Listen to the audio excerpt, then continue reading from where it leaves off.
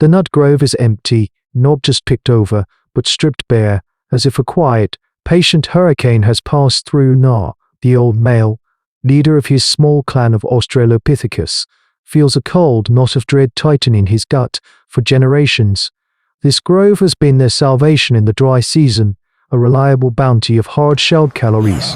Now, the ground is a churned mess of discarded husks and unfamiliar, for-handed footprints. This is the third reliable food source to fail them in as many weeks. First the berry bushes on the ridge, then the edible roots by the stream. And now this, they are being outcompeted, systematically and efficiently.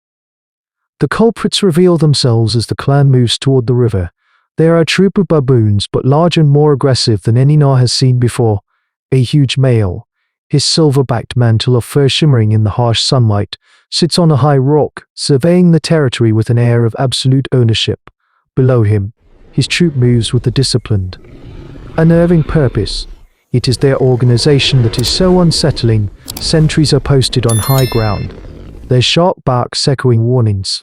Foraging parties move in coordinated groups, one group shaking the acacia trees to dislodge seed pods while another gathers them from the ground. They are not just animals living in the valley, they are an army occupying it. Gina's people are hominids, a branch on the great tree of life inching its way toward something new. They walk upright. They use stones to crack nuts and bones. They have a complex social structure. But looking at the baboon troop, now feels a humbling, frustrating sense of inferiority. The baboons are faster, more numerous, and their communication is a rapid-fire series of barks, grunts, and gestures that dictates their every move with ruthless efficiency. His own clan's attempts at organized foraging now seem clumsy and slow by comparison. This is a new kind of challenge, one that does not have the honest simplicity of a predator. A saber-tooth is a straightforward threat. It wants to kill and eat you. These baboons are a more insidious problem. They do not want to eat the clan, they just want to eat everything, and they are better at it. The first confrontation is brief, pathetic, and decisive. Now leads a group of males toward a patch of fruit-bearing cacti, a food source the baboons have not yet claimed. The silverback sentinel barks a sharp alarm. Immediately, a phalanx of large males detaches from the main troop and moves to intercept them. They do not charge, they simply walk forward, a solid wall of muscle and formidable canine teeth, their posture clear, unambiguous display of territorial aggression. Na and his males brandish sticks, shouting and beating their chests in a desperate show of force. The baboons are unimpressed. The silverback takes a few more steps, then stops, pulls a cactus fruit from a plant, and eats it slowly, his cold, intelligent eyes never leaving Gina's. The message is clear, this is ours now. Gina's clan, outnumbered and outmatched, has no choice but to retreat, the pangs of hunger sharpened by the bitter taste of humiliation. If you have ever been defeated not by strength but by sheer, overwhelming competence, then you understand the frustration that is beginning to boil in Gina's mind. Stand with these human ancestors as they face an enemy that is not a monster, but a mirror. They are being pushed to the very margins of their own home, their ancient survival map being systematically erased page by page, and hunger, the oldest and most persuasive of tyrants, is beginning to whisper very dangerous ideas into their ears. The war becomes one of attrition, a low, simmering conflict fought not with spears, but with stones, sticks, and wits. Na and his people are intelligent. They begin to study their rivals, not as mere animals, but as an opposing clan with its own tactics and strategies. They observe the baboons' patrol routes, the changing of their sentries, the precise timing of their foraging raids. It is a humbling and infuriating exercise in primate anthropology, conducted by a species that does not yet know what it is. They learn that the baboons are most vulnerable just after dawn, when the troop is still coalescing from its sleeping positions in the high rocks. This observation leads to a plan, the most complex Na has ever conceived. They will use deception. He will lead the strongest males in a noisy, aggressive demonstration on the western flank of the baboons' territory, a feint to draw the attention of the silverback and his warriors. Meanwhile, a smaller, faster group led by a young female named Disha will slip in from the east and gather as many roots and seed pods as they can before the troop can react. It is a plan born of logic and foresight. A flicker of the kind of strategic thinking that will one day define their descendants. The execution is flawless at first. Ginar's group makes a terrific racket, hooting and throwing stones, drawing a furious response from the baboon males, who charge out to meet the perceived threat. The feint works, but Na has underestimated his opponent. The silverback does not lead the charge. He stays back, his sharp eyes scanning the entire area, and he sees what Na hoped he would not: the flicker of movement. As his small party breaks cover, he lets out a single, barking command, a sound entirely different from the aggressive roars of his warriors. It is a signal. A reserve force of female baboons, nearly as large and fierce as the males, detaches from the main troop and descends on Isa's party with terrifying speed. Isa's group is caught in the open. The raid turns into a frantic retreat. The female baboons do not try to kill them, they harry them, bite them, and steal the few roots they manage to gather. Isha returns to Na with a deep gash on her arm and empty hands. The clan has risked injury for nothing. They have been outthought, their complex strategy countered by a superior commander. The stalemate deepens, and so does the famine. The children grow listless, their bellies swollen not with food, but with hunger. The clan's cohesion begins to fray, their communal spirit eroded by the constant, gnawing ache of starvation. The conflict has also made them loud and careless. Their noisy disputes with the baboons have not gone unnoticed. Na sees it one evening, a flicker of movement in the tall grass at the edge of the valley. It is a Dinofelis, a saber-toothed cat built for ambush, a silent killer of primates. It is not hunting, merely watching. Its powerful shoulders low to the ground, it is drawn to their war, to the predictable chaos of their territorial squabbles. It is studying them both, the hominids and the baboons. With the cold, patient calculus of a predator learning its prey's habits, Na is now trapped in an impossible position. He must feed his people, escalating the conflict with the baboons. Perhaps using fire to drive them out is a desperate option. But the risk of an all-out war might attract the cat to the ensuing chaos. To retreat means abandoning their home and marching a starving clan into unknown territory. The baboons are a rival, the cat is an executioner.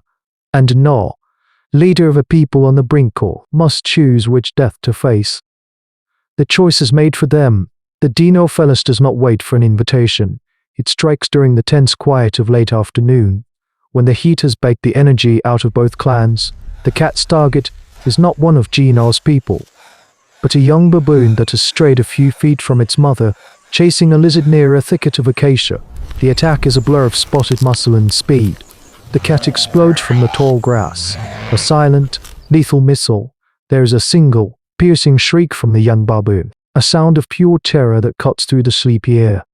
Instantly, the baboon troop erupts into a pandemonium of rage and fear.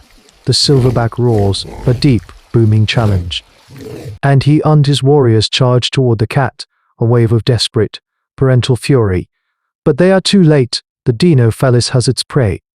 Its saber-like canine sunk deep. It is a powerful animal, but now it is anchored by the weight of the struggling young baboon.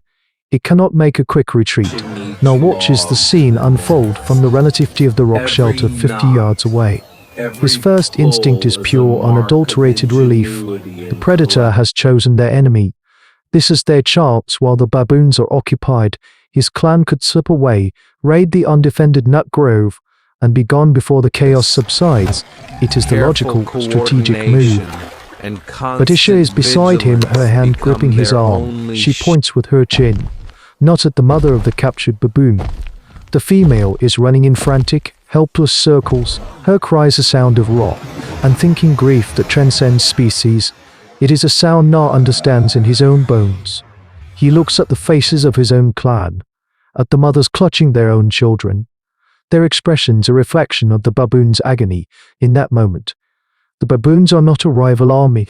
They are another people, another family, facing the same ancient enemy that has haunted his own kind for all of their hominid history. The decision Na makes is not logical. It is an act of profound, and perhaps foolish, altruism.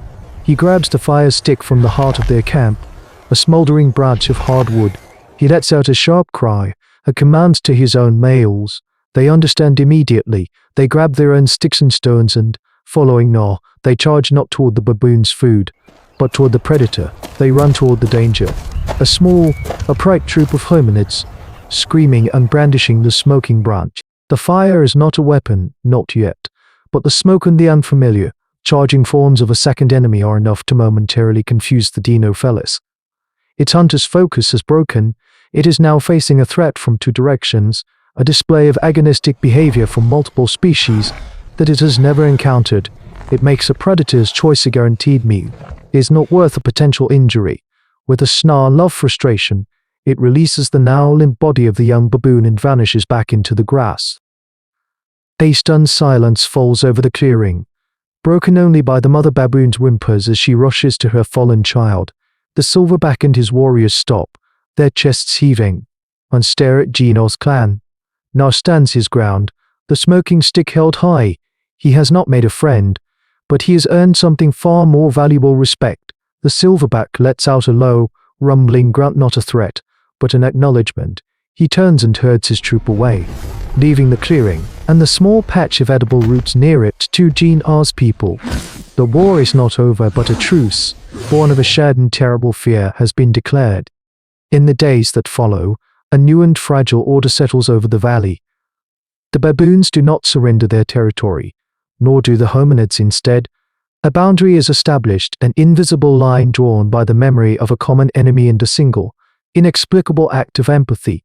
The two primate clans forage on their own sides of the river, their sentries watching each other not with pure aggression, but with a wary, grudging tolerance. Gino's decision to intervene was a terrible risk, a gamble that defied the brutal logic of survival. But in that moment, he proved that intelligence is more than just the ability to outwit a rival for a piece of fruit. It is also the capacity to recognize oneself in the suffering of another, even an enemy. This event becomes the first unwritten chapter in the book of diplomacy, a primitive but profound realization that sometimes the greatest advantage lies not in conflict, but in the uneasy peace that allows both sides to watch for the true monsters that lurk in the grass. This humbling war of wits against a rival primate forced our ancestors to become smarter, more strategic, and ultimately more human. It was a stark lesson that in the grand, chaotic story of evolution, we weren't always the smartest ape in the valley, and that our ascent was owed as much to our capacity for empathy as it was to our cunning. The line between a rival and a neighbor is drawn by the shadow of a common foe.